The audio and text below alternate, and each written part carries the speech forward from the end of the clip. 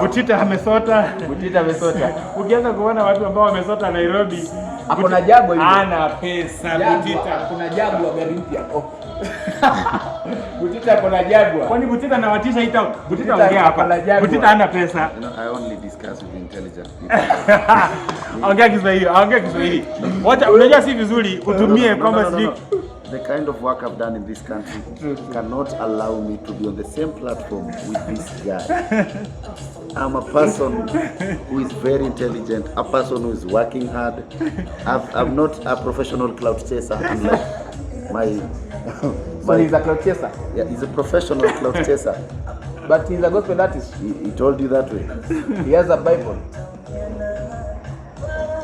Acha nikwambie ndugu yangu, hata Musa alipoenda kule Canaan. Musa haje kufika Canaan.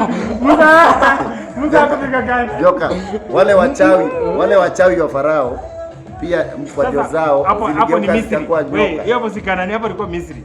Ninajua kwani Canaan iko wapi? Siko Israel. Sinaona. Ngoja. Huyu mtu. Najua Nebukadneza kwani. Tena.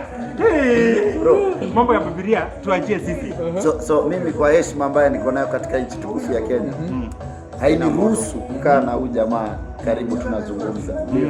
So nitawacha mmalize ujinga, alafu nikuje nijenge nchi. Sawa. Nijenge nchi. Sawa. Yeah. Yes, anasema ananiita maskini. Lakini Biblia inasema maskini ndio ataona mfalme wa mbinguni. Je, wewe ni maskini? Hapana, mimi ni maskini pia. Sasa 50 bilioni yangu. Waza, uko na 50 bilioni? Niko na 50 bilioni na nataka kugawia watu kama akina Butita ambao wanahangaika town. Kuna 50 bilioni na India wanauza akili ndio poa. Kwani wewe?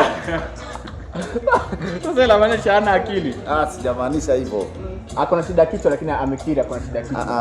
Huyu ni na sijui mbona watu wapumbavu hupata pesa. Kuna tu yani kuna watu wajinga for some reason wanakuwa tu na pesa, watu wapumbavu. So ni sawa tu. Ndio pumbavu. iPhone yangu inalia sana. Baada achievement yake ni alinunua iPhone. Na ako na Jaguar lakini Jaguar mpya. Jaguar. Jaguar yake. SUV ama saloon. Watu ambao wako na tabia za kimama za saluni atudili nao. Tunadili na watu ambao wako na SUV. Unajua saluni ni tabia za kike. Kiniangalia vizuri mimi na huyu nani ana tabia za kike. Tuanze na nywele ndugu yangu. Angalia vile umesimama. Angalia vile amesimama. Hiyo ni tabia za kiume ama za kike? Kwa nini unajishika? Hata nimekasirika sana, simu yangu iko na ringtone. Lakini Adiwe kasirika sana, simu yangu iko na ringtone. Kasirika sana mzee. Umejipanga Butita birthday Eve. Umejipanga na tutazungumza acha niingie ndani nisalimie. Wewe umekuja na zawadi ya pombe, umekuja na zawadi gani? Huyu ni kijana ambaye mpotea acha nipe pombe. Kuja kushow kwa birthday za watu. Amekuja na wine ya Eve, alipatia Eve pesa. Unaelewa amekuja na wine ya 5. Kuja kupatia bibi ya mtu pesa wewe. Useless wewe. Kuja show. Mzee, chunguza kwanza uko na zawadi gani, leta ndogo.